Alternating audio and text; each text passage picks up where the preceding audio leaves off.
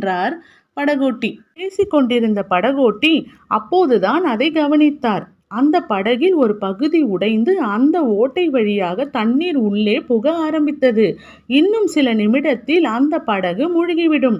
நதியின் கரை வேறு நீண்ட தூரத்தில் இருந்தது. சாமி, நீங்க நீச்சல் படித்திருக்கீங்களா என்றார் படகோட்டி. நீச்சலா? எனக்கு தெரியாதப்பா.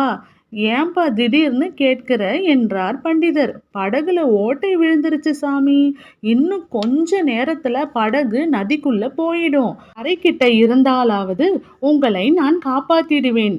எதை படிக்கணுமோ அதை படிக்காம எதையோ படிச்சு வச்சிருக்கீங்க. என்னை மன்னிச்சிடுங்க சாமி என்றார் அந்த படகோட்டி. அந்த படகோட்டி தண்ணீருக்குள் குதித்து கரையை நோக்கி நீந்த ஆரம்பித்தான்.